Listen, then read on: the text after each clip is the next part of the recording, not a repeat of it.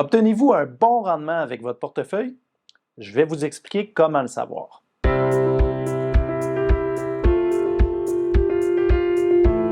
Est-ce que votre rendement a été adéquat en 2023? C'est aujourd'hui qu'on vous donne les outils pour le savoir.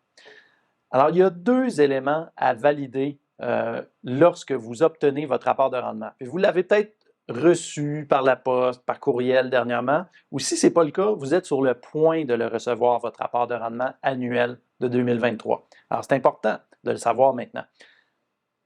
Évidemment, c'est comme un examen d'école.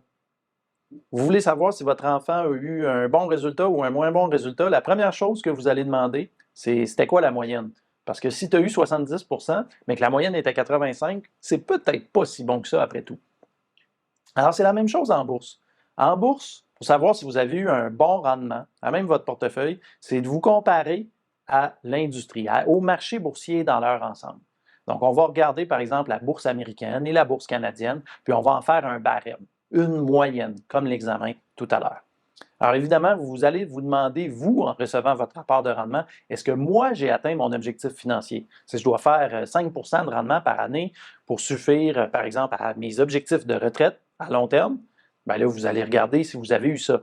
Mais si votre conseiller, votre gestionnaire fait un moins bon travail que les marchés, bien là, il vaut peut-être de se demander, du moins, si votre conseiller ajoute suffisamment de valeur. Donc, à long terme, si vous sous-performez la moyenne, ce n'est pas normal. Alors, on va comparer notre résultat à cette moyenne-là. Et sachez que depuis la réforme en 2017, votre conseiller n'a pas l'obligation légale de vous fournir un barème, de vous fournir la moyenne. La seule obligation qu'il a, c'est qu'il doit vous écrire, et ça peut être écrit très petit sur votre rapport, là, il doit vous écrire c'est quoi un barème comparable. Mais il n'est pas obligé de vous donner les chiffres.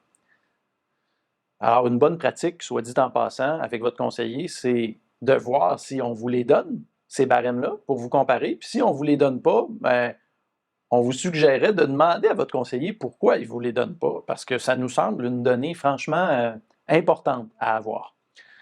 Donc, pour 2023, quels ont été les barèmes? Donc, vous le voyez à l'écran ici, la Bourse canadienne a affiché un rendement de 11,7. Positif, évidemment. Tous les rendements ont été positifs cette année. Les trois catégories qu'on vous donne, bourse américaine, ramenée en dollars canadiens, 22,5 et obligations canadiennes, donc l'indice XBB, 6,5 Donc, ce sont franchement des très bons résultats pour les indices boursiers cette année, l'année dernière, en 2023. Si vous regardez à plus long terme, ce qui est très important en bourse, il ne faut pas regarder juste la dernière année. Rendement annualisé de 11,3 pour la bourse canadienne, annualisé de 14,5 pour la bourse américaine et annualisé de 1,2 pour les obligations canadiennes.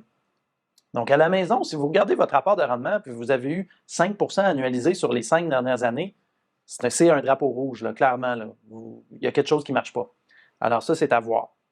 Évidemment, ça va dépendre de votre répartition d'actifs. Si vous avez, comme vous voyez sur le tableau, un portefeuille à 100 en actions, bien, la moyenne de la bourse canadienne et américaine, c'est 17,1 Si vous avez, par exemple, un rendement d'un portefeuille équilibré, 50-50, bien là, c'est 11,8 que vous auriez dû obtenir en 2023 ou 7 annualisé dans les 5 dernières années. Donc ça, c'est un tableau que vous pouvez utiliser comme point de repère, comme moyenne, pour voir si vous avez eu des bons rendements. Donc, à vérifier avec votre conseiller quand vous allez ou si vous l'avez déjà reçu, votre rapport de rendement, est-ce qu'on me fournit mon barème? Et si on ne me le fournit pas, vous avez quelques questions à poser. Peut-être, on vous cache quelque chose. Est-ce que le barème, souvent les indices, là, les barèmes qu'on va communiquer, ils n'incluent pas la part des dividendes. Ils vont seulement calculer l'appréciation ou la baisse de l'indice. Mais l'indice est composé de sociétés cotées en bourse qui versent des dividendes. Alors, on doit inclure la part des dividendes. Également, on doit se demander si le barème est représentatif de votre portefeuille. Par exemple, si on vous fournit un barème d'obligations et que votre portefeuille est 100 en actions, bon, c'est un exemple un peu extrême, c'est normal que, on compare des pommes avec des oranges. Là. Donc, si vous avez un portefeuille à 100 en actions, vous voulez comparer avec un barème 100 en actions. Ça va de soi. Donc, mais il faut poser la question tout de même si vous n'êtes pas certain de la composition.